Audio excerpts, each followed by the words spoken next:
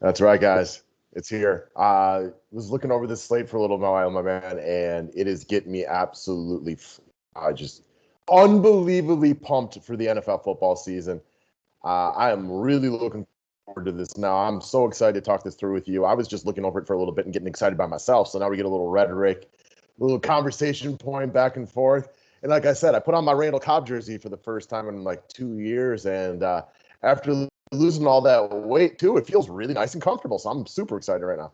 That is a great feeling. I'm excited to talk the slate out with you. We don't have any ownership or anything like that, so we're just going to literally be talking it out. This is just us talking, guys. This is like beyond first thoughts, right? Like this is simply just an opportunity.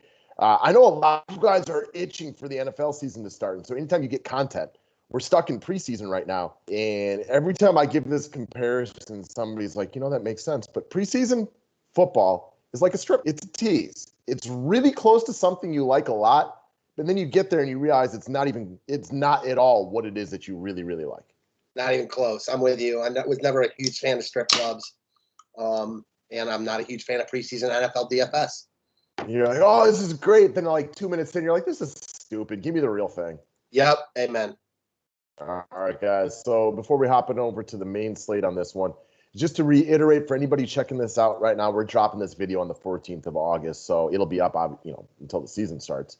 We'll do more videos breaking down week one. But in the meantime, there is an NFL package for sale, only $99. That gets you the full NFL season. I'm talking every write-up, every video, all the members-only material. Once NFL is here, obviously, we're going to go back to a more traditional setup with our videos where members only is just for paying customers. It's been an odd summer and everything like that. But this gets you the full season with about a 25% sale on it right now, a little bit more than that, actually. So take advantage. We'd love to have you come join the team. Let's get ready to kill it this year. I got some new tools in my arsenal, and I'm ready to do some winning, baby. Let's get it, man. Excited to just break this down with you. You want to go game by game? You want to go position by position? Let's do. I don't know, man. I feel like position by position is better for football. Okay. I'm fine no matter what. So we'll start at the top right here. So let's look at the guys in the 7K plus range first and kind of start with them. We got Russell Wilson, Josh Allen, Kyler Murray, Patrick Mahomes. So for me, and then you can kind of adjust from there, Josh Allen's out. Respect the kid. I think he's awesome. I think Pittsburgh's defense is phenomenal, so I'll just eliminate him. I like Russell Wilson. I don't think on the road that's where I'm going to go in this situation. I do think that if I was using a top 4 guy right now, it would probably be Kyler Murray over Patrick Mahomes. I'll take the $500, give you the rushing yards. Murray slowed down at the end of the year last year, but that was big time due to injury. I don't fear Tennessee's defense in the slightest. The only thing I fear is that Derrick Henry gets into one of those modes where he eats the clock, but that doesn't scare me enough to not have him be my top big money quarterback as of right now. I have no arguments. I might lean just slight edge Mahomes because I think you might see a shootout in that game. The Browns' offense is good. They're going to score points.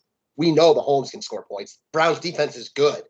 Does that matter against Mahomes? You know what I mean? Like, we saw him against the Ravens last year when they were amazing, just absolutely tear them up. I could see a similar situation here. I will say, though, I know he's not over 7K, but if I'm using a big money quarterback, give me Aaron Rodgers. I mean, I like Aaron Rodgers a lot right here. I think he's going to have a really, really good season this year. So I do think he gets plenty of love, more than likely at this price tag, right? Yeah, I would assume so. I mean, he stands out to me. Like, I don't think any of the top guys are in great spots.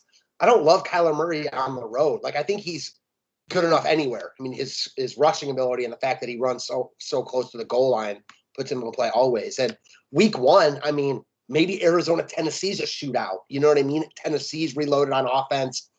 A lot more unpredictable than other weeks in the season because we haven't seen these teams. I do think it's between Mahomes and Murray up top. I like Rodgers more than them, but I'm sure the field will think the same way. Definitely. When ownership percentages come out in a couple of weeks, we can reevaluate these things and look at them a lot closer when we want to do GPP versus cash. But yes, Rodgers also seems really, really inexpensive. I got one for you. What about Kirk Cousins? At Cincy? Yes. I get it. I got guys a little bit cheaper that if I'm paying down, I'll probably end up on them. Fair enough. I'm excited to talk those guys out because I do think that because it's week one, you're going to see a lot of guys that are cheap this week, maybe not so cheap in week 4 or 5. For sure. So Justin Herbert's out for me. I'm a big fan of his, but not at Washington. That is a tough place to play. And actually, I don't think Ryan Tannehill is a bad play in the slightest. Now you throw in Julio Jones. I don't fear Arizona's defense in the slightest. They play fast. Their offense is good too, Arizona. So, like, they're going to score, So I think, I'm with you with Tannehill. I think that game could see points. I definitely think that game has the potential to see a good number of points. And, like, we haven't even brought it up yet. Like, he added Julio Jones, right? Like, that's a big add, assuming Julio's healthy, which isn't always the case. But going into week 1, we should know that he's likely going to be healthy. Yeah, you got to feel like he's going to be invigorated too. They also have A.J. Brown still. I mean, he's in a good spot this year. It's a really good 1-2 combo. They are a couple of physical freaks out there on the outside. There's not a lot you're going to be able to do to cover them boys. So I think Tannehill is wildly in play. Same. All right. I got to wait and see on Jalen Hurts personally. I like the spot for Lawrence, but it's week 1 for his first game ever. No thanks. I'm going to wait on that one. Roethlisberger, nah. And please feel free to make me stop if there's anybody you like here. Matt Ryan, The only guy that I'd say that has upside is Hurts. But I completely agree. Like, he might give you 5 DK points. So, like, I'm not looking at him, but I do think he has upside in this spot. I think Hurts is definitely one of those dudes that if you're looking through, like, fantasy football preseason, like, prognosticators, I see real mixed opinions on. I see him called out as being, like, the biggest bust of the year. I see him being called out as one of the, like, the potential QB top 5 guys that nobody's given enough love to. I don't know what to make of Jalen Hurts yet. So for me, the jury is definitely out on him. I don't have a strong opinion on him. What do you think? I don't know. I don't think he's a very good NFL quarterback, but I do think he could be serviceable for fantasy because he runs. But I don't think that he's, like, really good personally. So that, like, hampers my, feelings for him as far as fantasy goes, because I just don't think he's that good. That said, I've been wrong before, and I mean, he's definitely athletic enough. As far as this slate goes, man, I'm kind of with you on the cheaper quarterbacks too. Like, right there, and Matt Ryan and Baker Mayfield, I could get on board with. I could get on board with any of those guys. I'm usually, if I'm leaning on Cleveland, though, I'm going to end with one of the running backs. Sure. They want to control the clock against Kansas City and keep Mahomes off the field. So I don't think Mayfield's a bad play. I don't think he would end up in my main lineup, though. I get that. The counterpoint would be that it's Kansas City, right? Like, they're going to need to be able to throw the ball here. Yep, no doubt about it. And again, Matt Ryan, not a bad play, but I'm a little bit more intrigued by maybe even going a little bit cheaper on Ryan Fitzpatrick and pairing him with Terry McLaurin, who's I would assume, going to be huge chalk week 1 because he's massively underpriced. Yeah, I get that, man. I see no reason why he wouldn't be in play. He's always so cheap. Yeah, he's a bit erratic, but, week 1, playing at home and everything like that. I mean, we've seen – do you remember 2 years ago we called out Fitzpatrick for the opener and he absolutely just went off for Tampa? Yeah, I do. Okay, that was a fun one because I think we got him at like 1.5%. Might have been our best call of the year that year because he was just amazing at no ownership. Yeah, I do remember that. And I wonder what his ownership will be like here. I don't think it's going to be that high. And the reason behind that for me is if you look through some of the positions, like there's so many good, cheap options that I think people spending up on quarterback a little bit more, at least to like Aaron Rodgers level. I agree with that. I have no arguments. That Fitzpatrick call does stand out a little bit. Is there anyone even cheaper? What about Jimmy G? I have no respect for Detroit.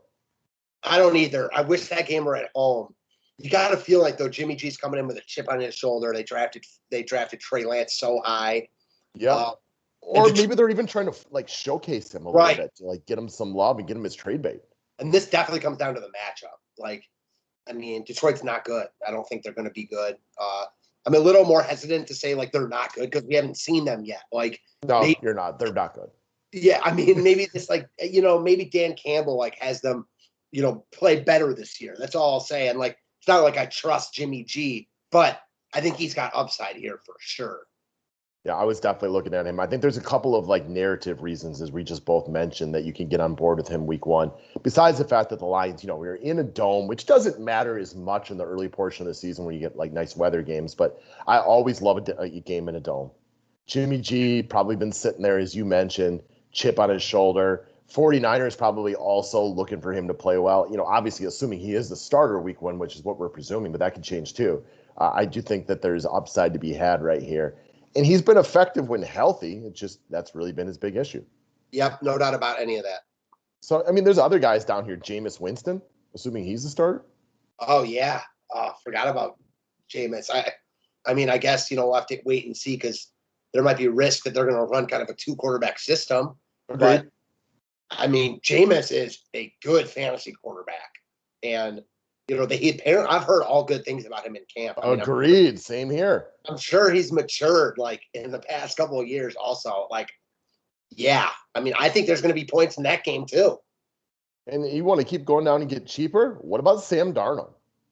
All of a sudden, now he has DJ Moore and he has Anderson again. He's got thrown to Christian McCaffrey. I think there's team. Yeah, right? Like, you don't think that Carolina is best served by, one, having him ball right away and getting his confidence back, but having him throw up good points against his old team right here? Like, I think he has legit upside at the minute right here. Yeah, and Zach Wilson, ready, and it's going to be their starting quarterback, and that puts him in an even better spot. So this is why, I wanted to come down here, and there's a bunch of guys. Like, for me, like, when we look through, kind of these, mid-tier type of guys, so, I get down to Aaron Rodgers, and then we get into all these other guys that we could talk about, but I start paying attention again when there's real cap savings, especially once we go through running backs and wide receivers. Like, if you want a double stud at running back, which is always a good case, I can see why you might think Sam Darnold's going to be big week one. I do like that Darnold, McCaffrey, DJ Moore stack. And what's the other guy that they have from the Jets? Robbie Anderson. Yeah. Agreed. So obviously we're going to get back in this, but those are two not great football teams that there could be points in that game. Week one can be a wild card. If you fear the Jets, you're the only one, right? Yeah, I mean, it's hard to fear the Jets, right? Yeah, no, nobody should fear the Jets. I think that is actually the point of this one. So I think there's a lot of guys you could look at the quarterback position early on. I'm super pumped that we're talking about this. It's getting me really fired up for the season. So I think you can go up to the top, and I think you can go down to the bottom. Obviously, there is guys in the mid-tier, but I think I'm most likely, for me, go way up to one of the two studs, get down here to Rodgers, who I think is going to have a big year again, or go all the way down to one of the 3 or 4 guys we mentioned. Yeah, I am with that. One other guy I just want to call out that I think is going to have a good year and is supposed to play week one, Carson Wentz. Yeah, he is. I heard that they're looking at him playing and it wasn't as bad as they thought. So it's not the spot I'm going to use him, but I'm definitely not shocked if he has a big year. Same. This is not the spot either, but soon. And I guess we didn't even talk about Joe Burrow. I've just only heard bad things early in training camp. And again, I've never had an ACL injury, but I think any one of you guys listening to this has gone through any type of even kind of serious injury playing sports, even going back to Little League baseball or whatever it might be. You know how hesitant you are that first time out there? I'm sure Burrow would be fine, but I'd rather play other guys. I would too, but I will say he's got upside at no ownership because I feel like everyone's heard the kind of wishy-washy reports, and he is good when healthy. Yeah. He's there. I can't do it week one because there's enough other options, but it's kind of I'm not surprised. It's like what we talked about with Taiwan Walker earlier in the baseball slate. I love matching up against him today with the Dodgers, but I know he has every possibility to be good. That's kind of how I feel about Joe Burrow. He's not a top 5 or 10 quarterback for me this week, but if he goes out and throws up 28 points, I'm not going to be, shocked in the slightest. Yeah, not even a little bit. All right, guys. So one of the reasons I talked about these cheaper quarterbacks, and allow me to sip my coffee before I finish that thought. Bunch of good running backs in play also, man. Yeah, you want to go McCaffrey, Dalvin Cook. I get that. And that doesn't even include the Derrick Henrys, who I'll probably skip week one. I like them as the season progresses. I think they might. Kamara. I mean, Aaron Jones. I mean, there's every case in the world for starting with McCaffrey and Dalvin Cook. I agree with that. I see no arguments with that at all. All right, so I'm going to make a really good case for Christian McCaffrey. It's Christian McCaffrey. Yeah, exactly. I mean, he's definitely the top guy on the board for me. I don't care that it's for his first game with a quarterback or anything like that. He is the offense. He is so good. PPR beast. And I think we mentioned something about the Jets earlier, that if you fear them, you're the only one. I'm wondering where ownership is going to go between McCaffrey and Dalvin Cook. If you had to make like a really, really early guess, how do you think it splits between these two? I think they both get a lot of love. I agree. And Dalvin Cook is also a freaking stud. And much like we mentioned with the Jets, if you fear Cincinnati, you're the only one. Yep, for sure. I mean, both good spots. And then, like we mentioned, I mean, I don't love Henry, but I'm sure he'll get love too.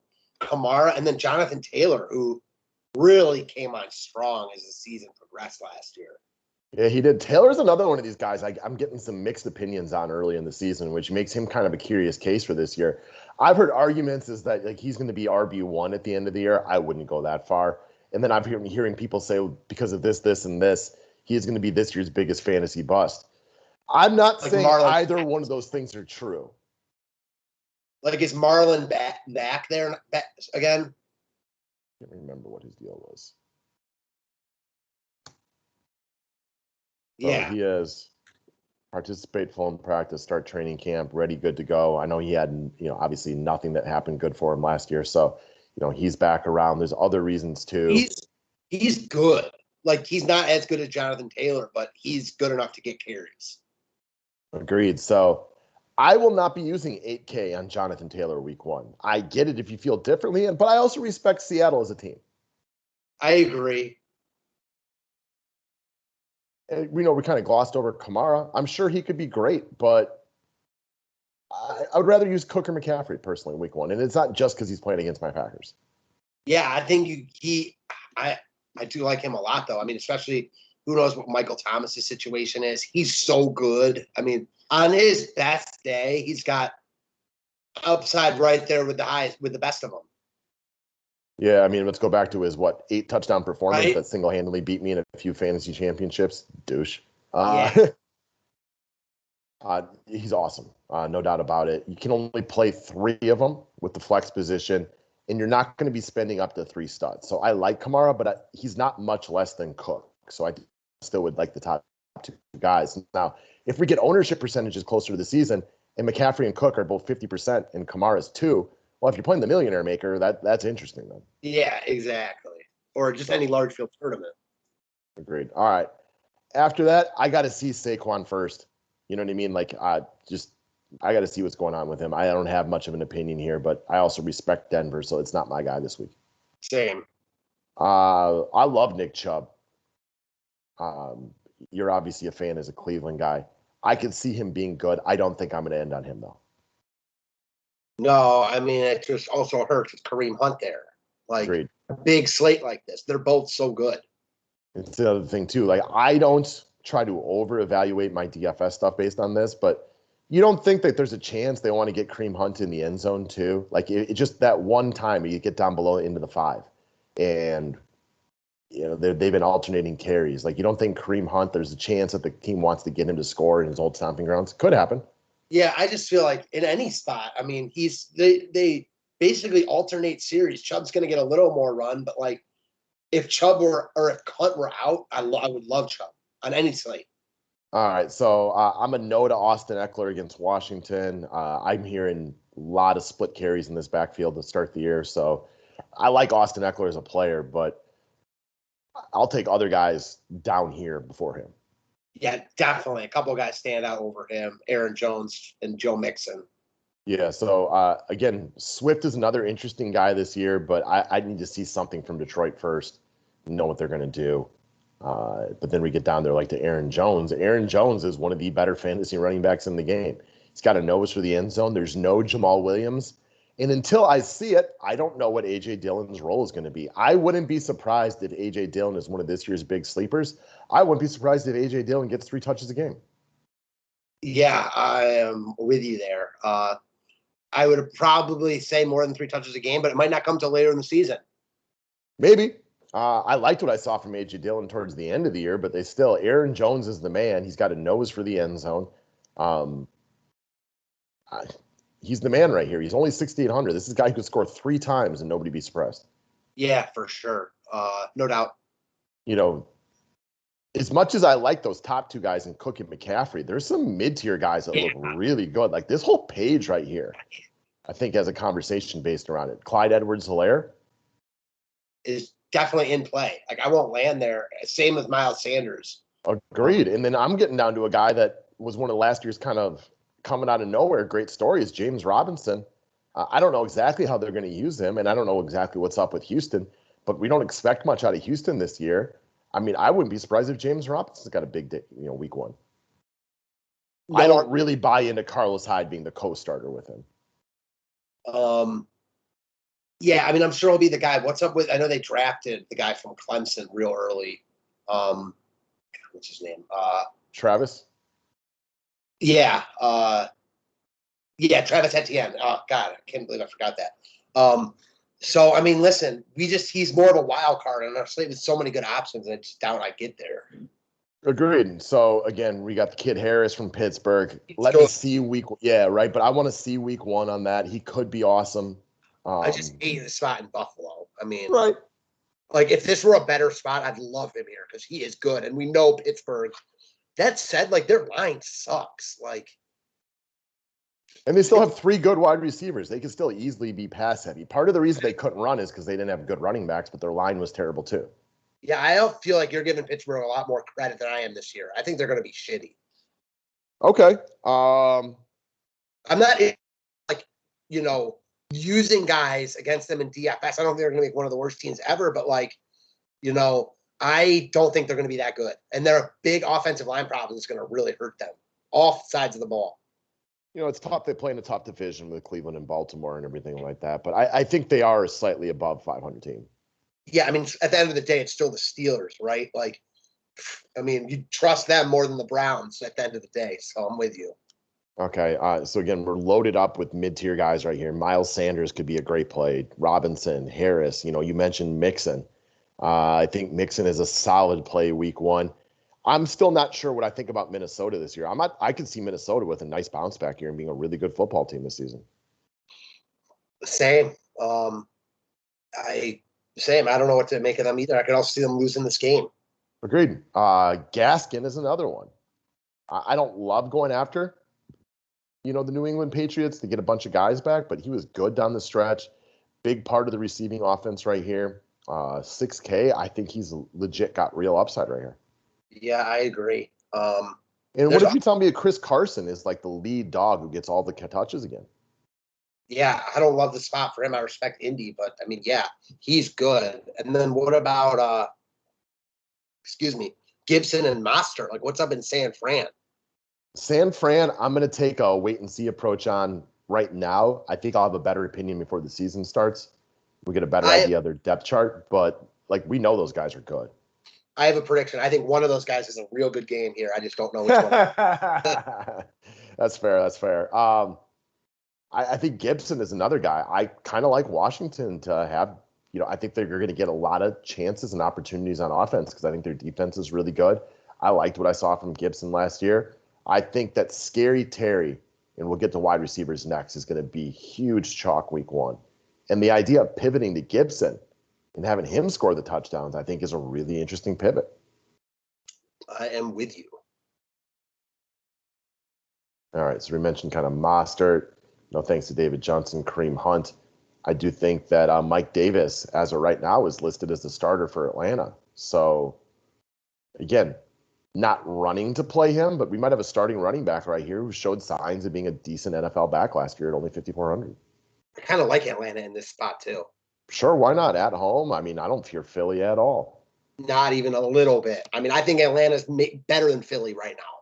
There you go. So I think Mike Davis at 5,400 could be a nice opportunity for a flex guy right here. Yeah, I'm with that. All right. Well, now we start getting into the guys that are even more uncertain. And a lot of these dudes, we're going to have to wait a couple more preseason games to find out who's doing what. who's cut, who's on the team, who isn't, and everything like that. But there's probably going to be some, cheap value down here as well, too. I'm sure there will be. Yes, at least a couple guys that will at least be in play. Yep. Okay. So, just a side note for year-long fantasy. I'm seeing Latavius Murray being hyped as a really good late-round pick this year. So, it made a lot of sense to me. Like, first off, you have the idea that what if Kamara gets hurt and all of a sudden this guy's an RB1? So if you're looking for like a late round, not maybe a sleeper because we all know who he is, I read a couple of things on him that I thought were interesting. So late round pick. Cool. All right. Moving over to wide receiver up top. How do you not like Devante Adams? Only 8,300. I mean, remember what this guy did last year. He was a virtual just lock him in for good points every single week. He was awesome all years. All season. I mean, very, very affordable, except for the game against Detroit where he got hurt. Yeah, a lot to like about him here. There's a lot to like about him every slate he's on. Agreed. He's very affordable at 8,300 too. Yep.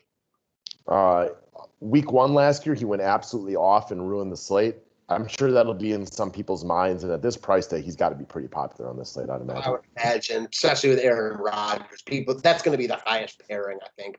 And then Tyreek Hill will also get love. Agreed. So I like Adams better than Tyreek Hill, but if there's a huge ownership discrepancy right here, then again, in tournaments, it's kind of either one of these dudes could easily outscore the other. I really respect the Browns' defensive backfield, so I don't love Hill, but he's just he can do it against anyone. So I probably won't use Hill, but it's definitely a fade at your own risk type. I kind of like Calvin Ridley here also.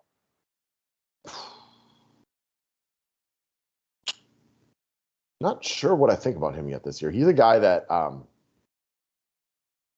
don't have a big opinion on yet. I'm not very opinionated on Calvin Ridley and what I expect out of him. I need to think about him more. Okay, fair enough. Another guy I like, and obviously, this is the top of the crop. Like every team basically playing, but a guy I actually do like, Justin Jefferson. Awesome year last year. Now, coming into a second year, and I'll say this. Since he has all his former LSU teammates, Burrow, Jamar Chase, they just drafted. I think that Minnesota, like you mentioned with Kareem Hunt, they want Jefferson to get in the zone here. And I think Minnesota's in a good spot to score a lot of points here. Yeah, Cincinnati defense, no good. He was really impressive last year. Yeah, he's awesome. I don't like Diggs. Metcalf, I think you can play anyways. Brown, with Julio. So I do like Jefferson, in that secondary zone. Yeah, Hopkins we kind of glossed right over too, but Tennessee doesn't scare me in the slightest. I know that, he had some less than stellar moments down the stretch, the Rams game, San Francisco, everything like that. He had a bunch of, a couple of 10s in week 11 and week 12, but this guy's awesome. The pairing with him with Kyler Murray, I do think that Tennessee-Arizona game has game stack potential. Agreed. Okay, so we keep moving down. Adam Thielen, Keenan Allen. There's reasons to like some of these guys. Julio Jones, I still would like to see it week 1. Tyler Lockett. But that's where we get down to Terry McLaurin against the Chargers at home. Now playing with probably the best quarterback he's played with in his career, which tells you just kind of how amazing he's been to start with what he's been given. At this price tag, knowing what kind of a target monster he is with a more capable quarterback, I'm just theorizing early on. He is huge chalk this week. Yeah, I have to imagine so. I mean, he is. He's really good. He's in a good spot. There's probably going to be points in that game. Now he has a better quarterback throwing to him. A lot to like there. Yeah, I think McLaurin will get a lot of love this week. I think he's one of the first guys we're going to end up playing in cash games. Now, that could change. Again, we are weeks away from the start of the season, but my theory on August 14th is McLaurin is one of the higher-owned guys on the slate. I have no arguments with that theory at all. All right, we get down to a bunch of these Pittsburgh guys. I still need to take more of a wait-and-see approach on this. Now they might be more effective running. Those guys won't be in my lineup. Nah, I respect Buffalo also. Give me DJ Moore. We talked about Carolina. I'm taking on Carolina. Yep. I like Moore a little bit more than Anderson, but Anderson's a couple $100 less. I kind of expect the Panthers to have a nice week 1 offensively. I do as well.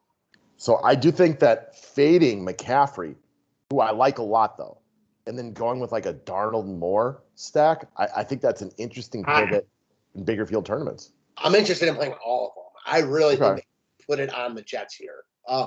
My biggest concern is that they could want to put it on the Jets, but like it's not like Sam Darnold that is like the greatest quarterback, in the world, and the Jets might be a little bit better now they hired the former DC from San Fran. Maybe Carolina isn't amazing here, but I still love the spot. Yeah, because also outside of McCaffrey, I don't expect those other guys to get a lot of love. I'm with you. So just the idea of pivoting to the passing game. Like McCaffrey could do all the dirty work between the 20s. He could end the day with 150 all-purpose yards and 10 catches and be good. But Darnold throws 4 touchdowns, 2 to Moore, 1 to Anderson, and then he hits, a tight end or something like that for the other one. Agreed. Like I said, though, I also think you could play all of them together. Yeah, definitely plausible. It's again, we got a lot of weeks to change our opinions, but that was a team that kind of jumped out to me a little bit. Yep. I think Kenny Galladay is an interesting thing to watch over the next couple of weeks, and we'll see what we're thinking about him then. But he's very, very cheap. Yeah, he's been hurt. I don't know. Yeah. I think Odell's interesting. Interesting. Yeah, like not a lock, but man, he's projected to play here. Like they're going to need to throw. If he's healthy, I mean, he's so much better than a $5,400 receiver. I don't expect him to be like the Odell for the Giants. The Browns have a lot of weapons, but you're not paying for that. He's an unfortunate, sad kind of case in the fact that like this guy looked like an emerging Randy Moss type, and just injuries. Like, how old is he now? Do you have any idea? 28, 29?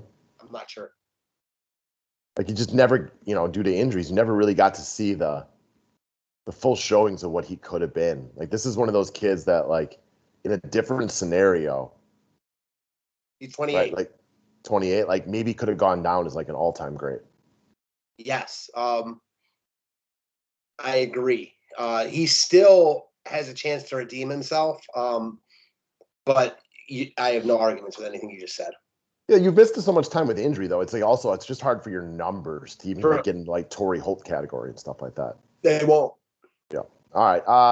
A lot of these guys, when we talk about some of the cheaper players, we have to take a little bit more of a wait and see approach. But there's going to be guys down here that you got to assume are going to be pretty viable. Corey Davis, maybe. Yeah, potentially. Sounds like I believe Macaulay Hardman is kind of set up to have like a nice season. It sounds like so. I'm going to keep listening on guys like him. Jerry Jeudy, 4,800. Yeah, I like Jeudy a lot this year. Had that monster game in the last week of the season. Felt like he really started to develop some rapport with Drew Lock. Ton of drops last year. Like he is talented. I'm a fan. Well, I forgot about T. Higgins in that offense also. Agreed. And the thing with Jeudy is, remember, like way back in the year or way back in the day, for a lot of you older players who played fantasy football, we'd always talk about year 3 wide receivers. Well, that's changed, right? It's year 2 wide receivers now. So, yep. Jerry Jeudy, year 2. Same with T. Higgins. Right? Yeah. T. Higgins was good last year. Really good. I mean, yeah. NFL has a lot of good young players. Yep. Again, we'll come back and readdress a lot of these cheaper guys as we find out who's definitely in and out. Have you seen pictures of Alan Lazard? No. This dude put in some work in the weight room in the offseason. He is looking jacked and ready to roll come this season. So he does a lot of downfield blocking, and this guy got in the weight room and put in real work. So, I mean, you got some of these cheaper Packer wide receivers too. Lazard, Randall Cobb, for example. I mean, these are decent punt plays right here. Yeah, I agree. Really decent. Cobb and Lazard, especially in that Green Bay stack. Oh, and then Valdez-Scantling is the other one, too, that he also good reports as far as he's catching everything in preseason this year. So this guy led the league last year in, I think it was yards per catch or whatever. He's a big, 3,700. It only takes one play with him. That's very true. I will say the more guys we name, the less I like each of them, though. That's a valid point, young man. I tend to agree with you on it. So, all right, let's move over to tight end. Obviously, Kelsey's tight end 1. He's legit tight end 1 every week. Yeah, like, and he's going to be easy to get to this week too. I think that he probably gets love because he stands out as the top option. Now, a lot of people won't want to pay that much for a tight end, but he is by far the best tight end. He is, although right below him for Right. 2K less is George Kittle taking on the Detroit Lions. So I think George Kittle probably gets a ton of love. Yeah, you're right. He's probably actually, because when you say Kelsey's the tight end one, and I agree, the only guy that comes to mind is Kittle as maybe the question, and he's 2K cheaper, like you said. So yeah, against Detroit, he looks like a really good look, especially in cash games, but in all formats. Yeah, Kittle's a stud. I mean, Kelsey is the best receiving tight end in football. No questions about it. I think Kittle's right up there then after that. He's excellent blocker, so he's out there every single play. Big thing Kelsey has over Kittle is Kelsey's always on the field, right? Like, he just never gets hurt. Yeah, exactly. And also, the other thing for fantasy is, like, Kelsey has Mahomes throwing him the ball. Kittle has Garoppolo. We like Garoppolo, but, like, that matters. You know what I mean? A little bit. Kansas City scores points every week, so no doubt. Unless they're in the Super Bowl. Yeah, right? I mean, that just, like, that's like, if you're – but Kelsey's 2K more. That's the difference. So, like, you know, I do agree with you. Kittle is probably going to be even more popular than Kelsey. So a thing I want to mention just for how you guys evaluate Kansas City, both in year-long fantasy and early in the DFS season. So they completely retool that offensive line, which should be good for them long-term. But don't forget, offensive lines need a few weeks to gel. So they might have issues early in the season as far as protection goes. This might be for you as a Browns fan. Getting them week one might be a good thing for you. Yes. We got maybe the best pass rusher in the league in Myles Garrett. Added Jadeveon Clowney. Like, that is a lethal set of ends. Yeah, and I think long-term, assuming guys stay healthy, this is great for Kansas City come playoffs and second portion of the season. But the offensive line is big on cohesiveness. So you got to they're human beings. You've got to give them a few weeks to get up and running. I also feel like this is a bigger game for the Browns and the Chiefs. Do you agree? Yeah, I do. Chiefs, I know the Chiefs were just embarrassed on a national setting and stuff like that a few months ago in the Super Bowl, but they've been in the AFC Championship game 3 years in a row, back-to-back trips to the Super Bowl and everything like that. Like, this game, it's kind of like we talk about these kind of matchups all the time. It means a lot more to Cleveland than it does to Kansas City. Yeah, that's how I feel like too. I mean, if Kansas City lost the first 2-3 weeks, they'd still probably be the Super Bowl favorite, you know, coming out of the AFC. Cleveland, you know, can't afford that because it's Cleveland. If Cleveland goes 0-3, the national media will start talking about how last year was a fluke. If Kansas City goes 0-3, everybody's going to be like, okay, they're probably going to run the table here on out. You know what I mean? Like, it's going to take a long time for the national media to abandon Kansas City for good reason. Agreed. That's exactly what I was trying to say. Okay. All right. Let's keep moving down to these tight ends because, I mean, in cash games, Kittle makes a lot of sense, at least early on. That's what we both think.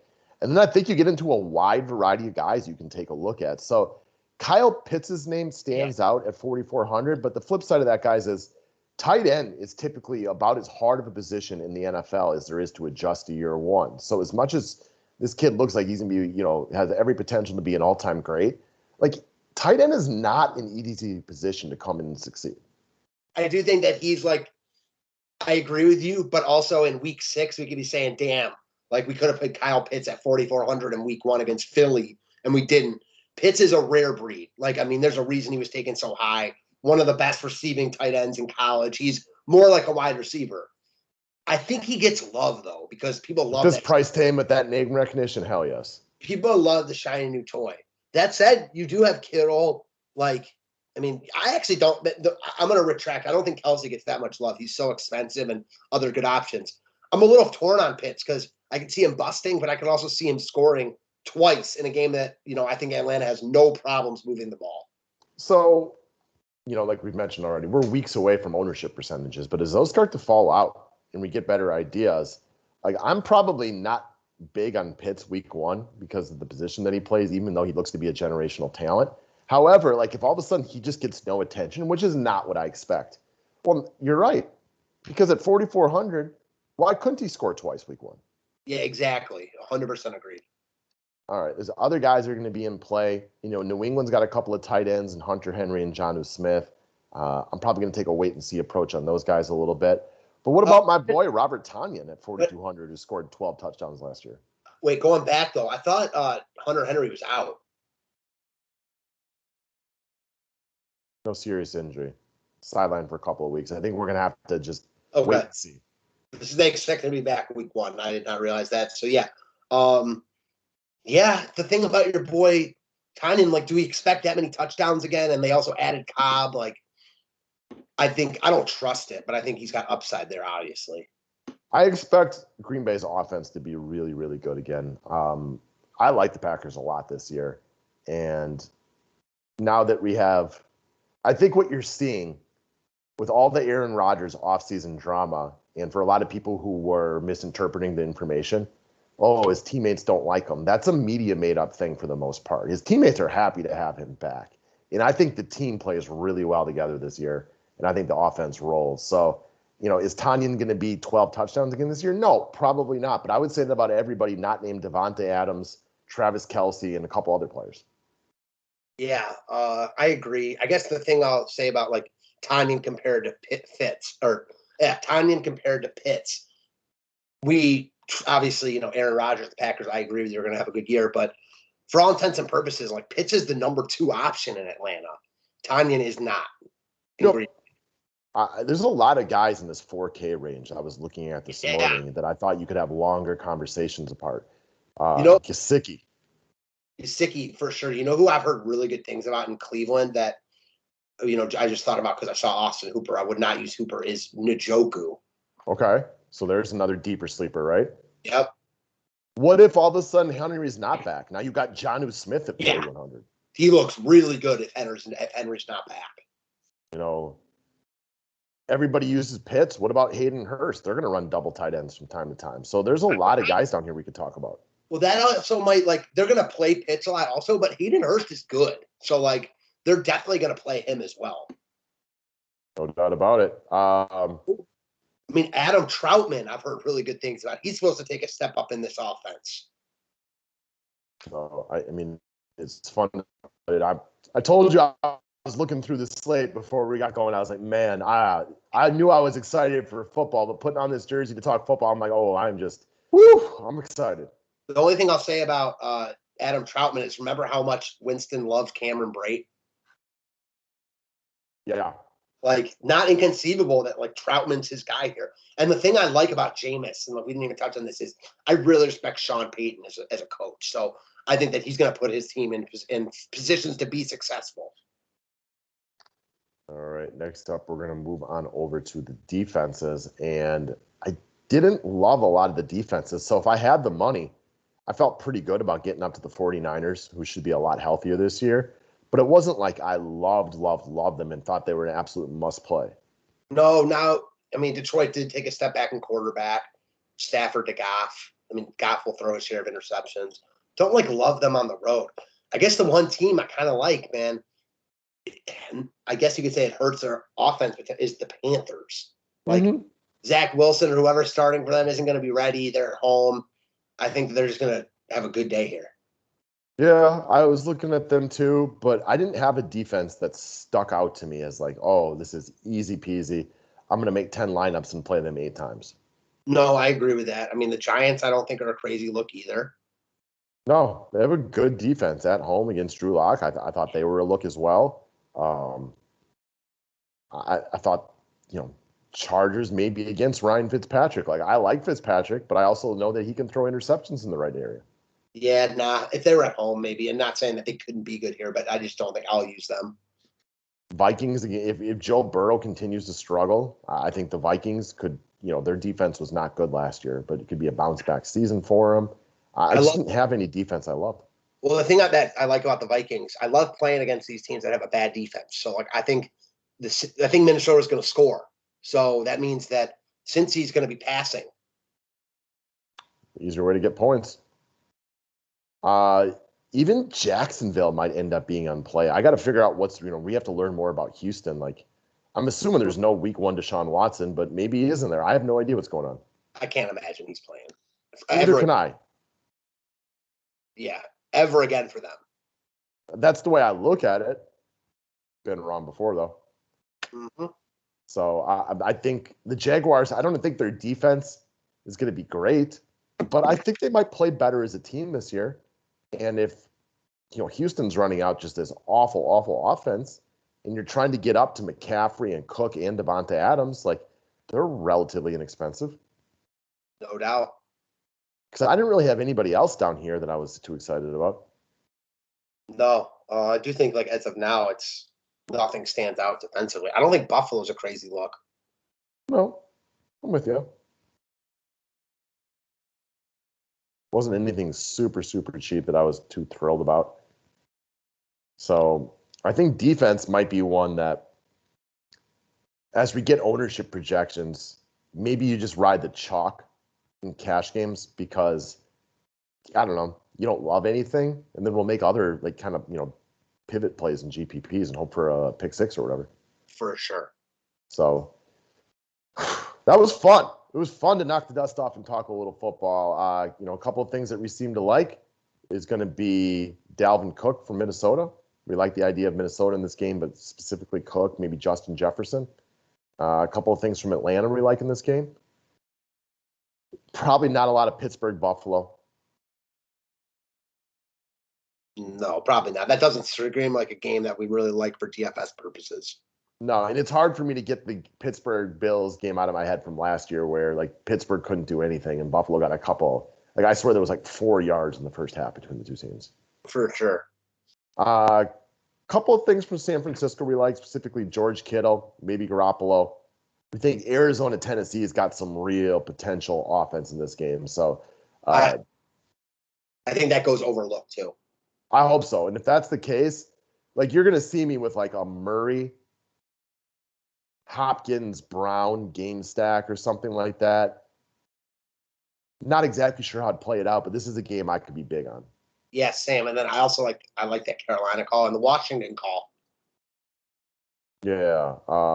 Fitzpatrick, Scary Terry, Gibson specifically. Maybe their tight end too. We'll see how Washington plays out as the preseason progresses, but I'm with you on that one. Carolina, the whole team, as we kind of mentioned. And, man, I wonder if Green Bay, New Orleans goes a little bit overlooked also being late. Like, I don't know. That's another game. Like, I think that game could have a lot of points. Right. And, we talked about Green Bay at length, and the obvious plays are going to be Aaron Jones, Aaron Rodgers, and Devante Adams. Those guys aren't going anywhere. But then we get into the Lazards, Randall Cobb, and then Robert Tonyan. Like Emmanuel Sanders. I mean, I assume that there's going to be no Michael Thomas. No, Michael Thomas won't be there, but Sanders is on. Buffalo. Buffalo, yeah. I completely forgot about that. So who's their number one going to be this week?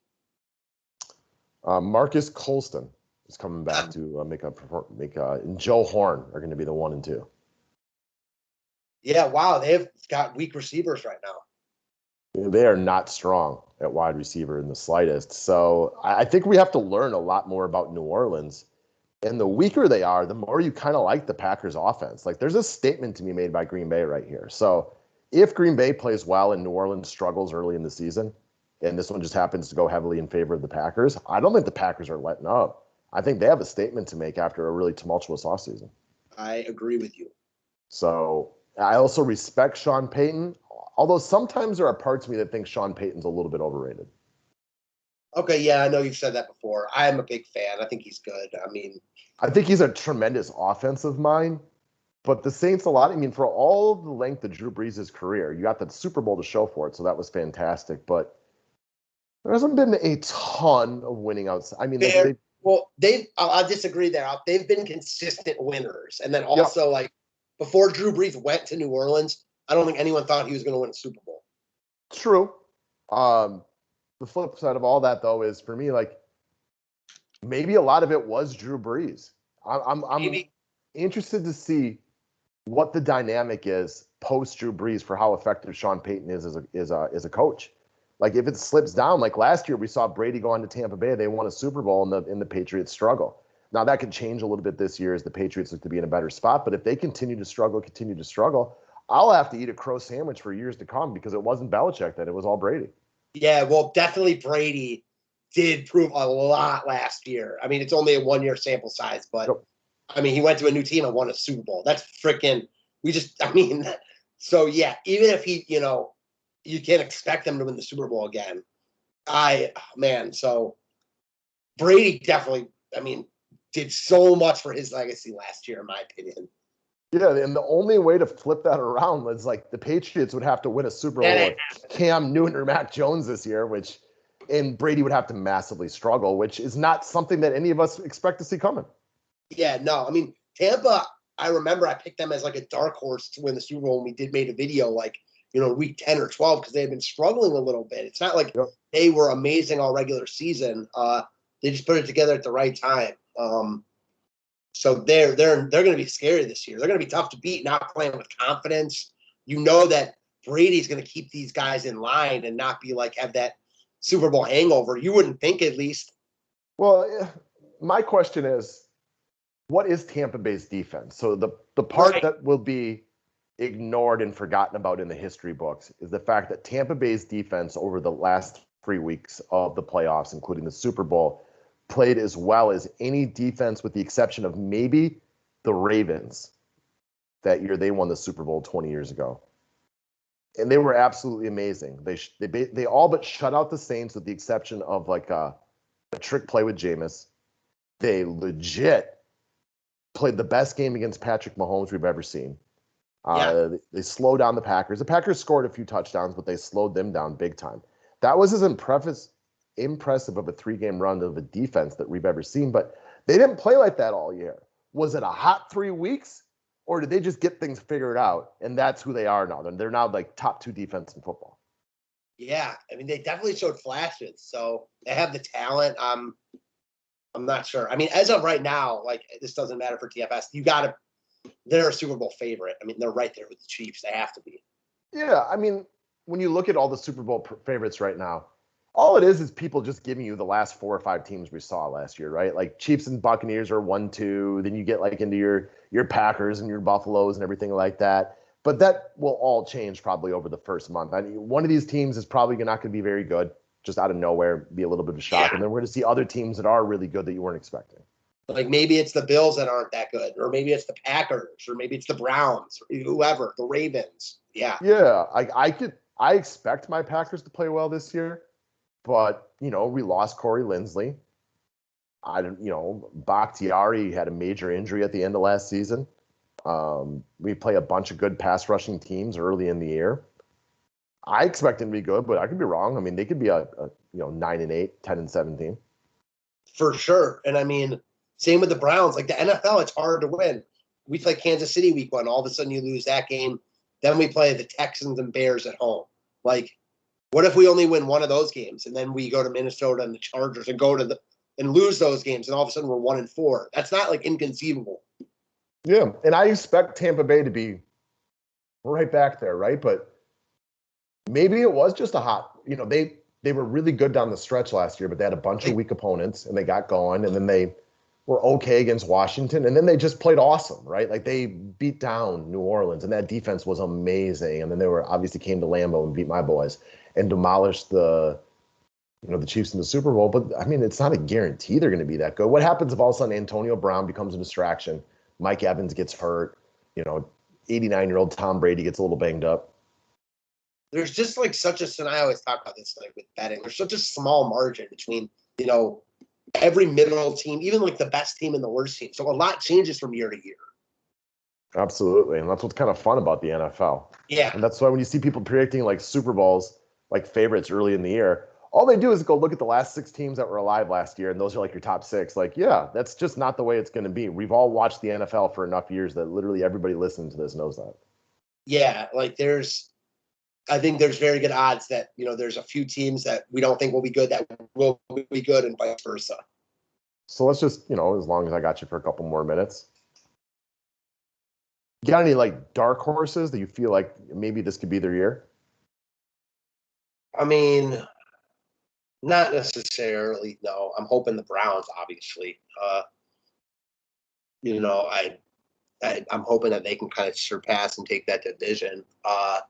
No, I think that, kind of the teams we saw last year in the AFC, Browns, Ravens, Colts, Titans. I don't really think any team in the AFC East is that good besides Buffalo. And then interested to see, I think the big wild card is the AFC West. I do think Miami's interesting because I was Same. not at all impressed by Tua last year. But what if, like, he had the offseason now, Right. got to put some extra work in. If he shows a big bump from year 1 to year 2, we know how good the Dolphins defense played last year. They've added some playmakers and things like that. I think they're an interesting team that at the end of the year, if they're one of the teams, like one of the better teams, that wouldn't surprise me. They seem to have really good buy-in with their coach. Culture. Yes. So I think they're very, very interesting. And also the Patriots got a ton of players back this year. Yeah, they did. It's a good call. So I'm curious about the Patriots, the Dolphins. I think your AFC North, I think we know who's good and who isn't. And I think the Browns will be good. And I think the Steelers will be all right. And the Ravens are good. I think the Titans could be a regular season team full of heroes. You know what I mean? Like that. Like they go 12-4, 13-3, and they put up a ton of points. And then you get to the playoffs and their defense just sucks. And it just doesn't equate to a winning deep or even a playoff game. Agreed. The Texans are going to suck. The Jaguars have something hopefully building there, but they're not going to be very good. The Colts are an interesting team with Carson Wentz. They're a wild card team. I don't expect them to like make a Super Bowl run, but I could see them winning the AFC South or being a wild card team more likely. And I think you mentioned that already. The AFC West is, obviously Kansas City is awesome, so we fully expect them to finish in first place. But I think you've got a couple of teams right here in both the Raiders and the Chargers that 4-12, or we'll say 5-12 and 12-5. I think these are all real possibilities with them. And I just don't have a strong opinion one way or the other. I 100% agree. And that's why it's such a big wild card. Now, I don't think either of those teams are good enough to make a Super Bowl run, but as we just talked about, a lot can change once the season starts. A lot will change. I think the Chargers have, new coach. They lost so many close games last year. They were in them. They won a couple of close games down the stretch, and I know that could be really, really good for the psyche of the players. You have a really good rookie quarterback, or not rookie, second-year quarterback, still getting paid on his rookie contracts. So they've had the ability to kind of load up that team. I think that there is a team in the AFC that's not being mentioned as a Super Bowl favorite because it's really just the Kansas City Chiefs and then the Ravens and a little bit with your Browns. I think the Chargers could be that team. If I had to bet on the team to kind of come out of here that nobody's betting on, to be the Chargers. Yeah, finally a new head coach definitely helps them. Yeah, this is a team that lost so many close games last year. Like they were not far away from being a playoff team. Just a couple of balls bouncing one way or the other, a couple of coaching decisions made in a better way. Yep. All right, let's move over to NFC really quickly. As usual, the NFC East is going to get way too much attention as a whole bunch of teams finish right around 500. I don't think any of these teams are vying for a Super Bowl or anything close to it. No, definitely not. You can give me all the Dallas Cowboys hype you want. I'd like to see them be better than 9-8, once before I buy into any of that. I think every team is live to win that division except Philly, and Agreed. Even Philly. Like, I don't think any of the other teams are so good. We're like, I don't think it'd be crazy if Philly won it.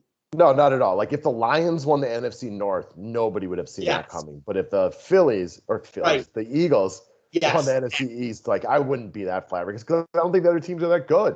Right. If there was a team with huge potential, give me Washington just because of that defense. But I can't really, as much as I like Ryan Fitzpatrick, I just can't imagine a world where Ryan Fitzpatrick is in the NFC Championship game. No, I mean, I think that as far as the rosters go, Dallas is the best roster. Yeah, they're the most exciting, at least offensively, but that Washington defense is for real. For sure, no doubt. And then the NFC North should be good. Until I have reason to believe otherwise, I got the Packers winning this division again. Part of that, you can call the homer pick you want. Those are my boys right there, though. I think Minnesota could be better this year, and then I think Chicago's a bit of a wild card too. Chicago's a wild card, but actually, the more I look at it, it's not that good. Green Bay's the clear number one. Chicago and Minnesota will probably be decent, and then Detroit sucks. Yeah, I picture Green Bay going 13-4, 12-5. The Lions being the inverse of that, and then Minnesota and Chicago kind of being somewhere in the middle, and we'll just have to wait and see how it goes. Agreed. All right, NFC South. One thing, and we didn't mention this before, why a lot of stuff changes dramatically in the NFL. Injuries. Yeah. All of a sudden, if Aaron Rodgers gets hurt week 1, then maybe the Packers are the team that finishes 5-12, and you just can't predict that. Yeah, but if Aaron Rodgers gets hurt, this team's not good. No, and there's injuries like that in every year. Absolutely. All right, NFC South. I mean, the This Buccaneers are is obvious of a first place team, them and the Chiefs, right? Like those are the easiest divisions to win. Yes, I agree with that. I mean, the Saints might take a big step back this year. I think they will. Panthers are in line to take a step up, I think, though. Atlanta could too, but there isn't anybody in the NFC South outside of Tampa that I would bet to finish over 500. I agree with that. I will say, man, that as weak as these other divisions are, the NFC West is loaded. Absolutely. The NFC West overall, top to bottom, is the best division in football. Agreed. They'd have, I mean, the best team in the NFC East. The second, like all four of these teams would be the second best team, at least in like the South and the Central or the North, excuse me. They're four of the top 8 teams in the NFC. Agreed. I think the Cardinals might be the worst, but I also am not surprised if they take a step up. Right. And then the Rams and the Niners, I think we both agree they're going to be good. I just don't know how good. Yes, Matt Stafford is like, you can call him a dark horse MVP candidate, but I hear that every day, so maybe he's not really a dark horse. But is it still his first year in a new system? Yeah, I mean, I think that's a great way to put it. Both those teams are good. We don't know how good they're going to be. And I feel like people are too down on Seattle. You know, they were really uninspiring the last 2 months of the season last year, so it's easy to remember that. Sure. This is a great division. I'm not surprised if any of these teams wins it. I'm not surprised we have 3 playoff teams here. They're going to beat up on each other. That's the other thing, right? Like, you can't all be 13-4. It's just not possible. No. They'll probably beat up on, the other divisions they play, though, because these teams are good. Yeah, I don't know who I think the best team is, though. Like, if you put me on ESPN or Fox Sports or wherever in a debate show and asked me to make a case for any one of these 4 teams and gave me a half hour to prep, I could make a really good case for any of these teams because they're all really good. Same. And you put, like I'm saying, a lot of these divisions are weak. The AFC South, man, I think you can make the case that any of these teams are the best team in that division. The best. Oh, my God, for sure. I like the idea of the Titans' offense being prolific this year, but what happens when week 2 when all of a sudden Julio Jones is banged up again, like he always is? And I think the Titans are pretty clear, like the top team in the AFC South going in. Not that they're amazing, and you may even mention the Cardinals. You kind of think are the worst, and like they could easily. They're in Tennessee week 1. It's like a 2-point spread. Yeah, exactly. This is a great division here. I think my money would probably be on the Rams or Niners, but you telling me Seattle wins the division like they do a lot of years? Makes sense to me. Because like the swings in this division, a lot will come down to these teams playing each other. So like, right, if the Cardinals can beat the Rams and Niners, like go like 3-1 against those teams, then I think they'll probably be finished better than them. Sure, and Seattle still has Russell Wilson. Yes. The other team has Jimmy G. I know a lot of people are, we're finally going to see how good Matt Stafford is. Well, guys, I've watched Matt Stafford play not only twice a year against Green Bay for over 10 years. I watch a lot of the Lions games because we pick on them for DFS all the time, right? Like, Matt Stafford's good, but he didn't change the culture in Detroit. I know it's Detroit, and it's hard to say he's changing the culture. So it's not a lock that he's going to all of a sudden be great just because he's on a new team. No, definitely not. I mean, let's not forget he had Calvin Johnson in the past. Like, he's an upgrade over Goff. And I think they're good this year, but it's not like they added Aaron Rodgers. Like, I'm with you.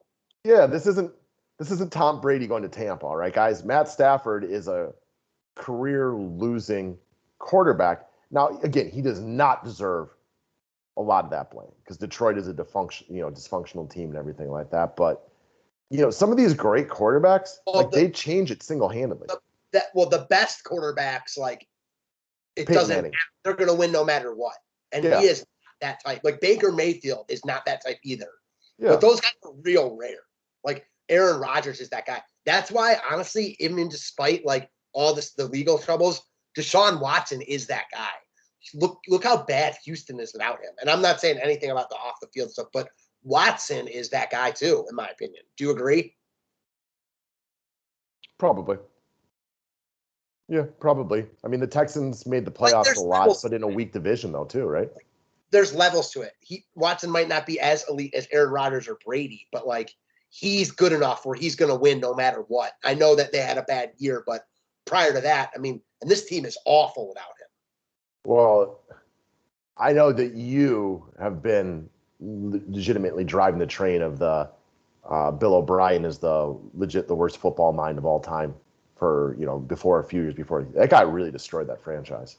I mean, Yeah, he between did. him and ownership, nobody wants to play there. They got rid of Hopkins for David Johnson.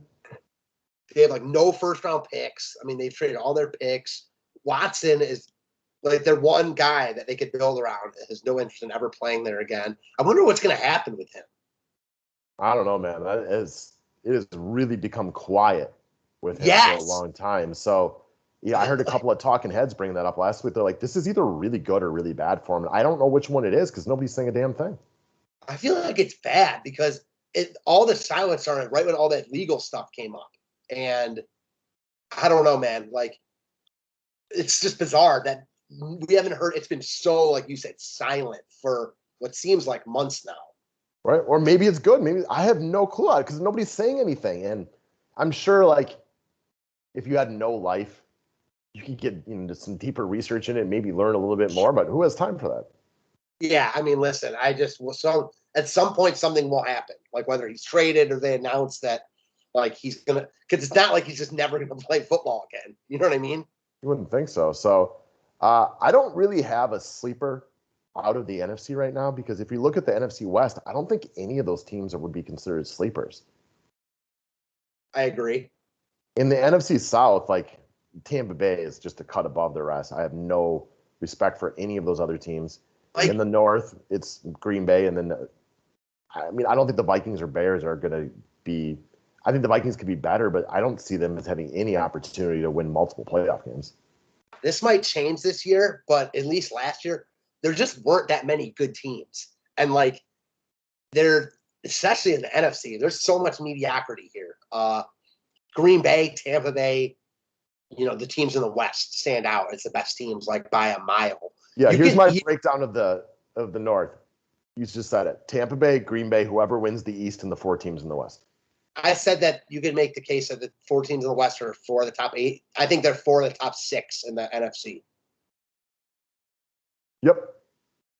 Right now, yes. I have no arguments with that statement at all. It's the two Bays, the four teams in the West, and then whoever wins the East. And they're only there because the division winner has to go. Yeah, I mean, maybe, I could see the Giants easily being better. Or I could see the Cowboys being better than the Cardinals, surely. But, like, as of right now, I think the Cardinals are better than all those teams.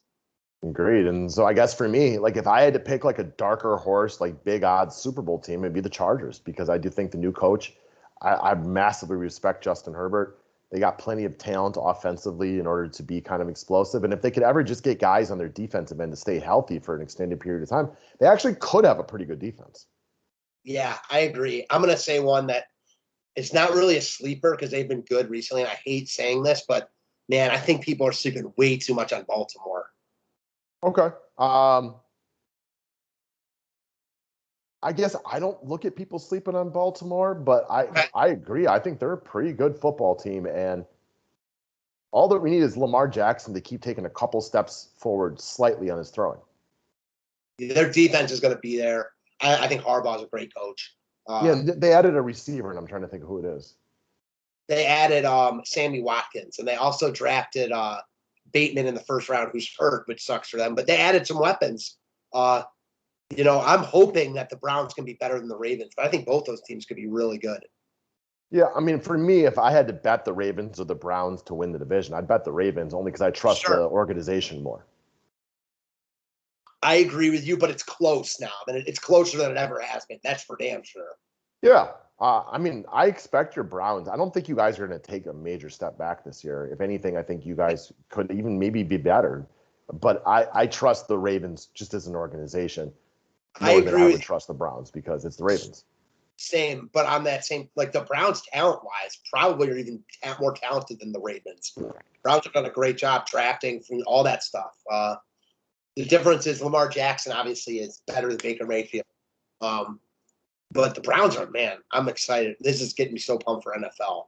Yeah, it is. This is why I was, as soon as I started looking through this slate before we got on here, I was like, you could just feel the juices flowing. Like, all right, we are getting real close. We are only a few weeks away. This is going to be legendary. 100%. All right, guys. We'll stop talking now. Let you guys get on with the rest of your day. We appreciate just tuning in. I'm assuming we're coming up on an hour here, huh? Yeah. Yeah, I am. I'm psyched, man. I'm just so psyched. All right, guys.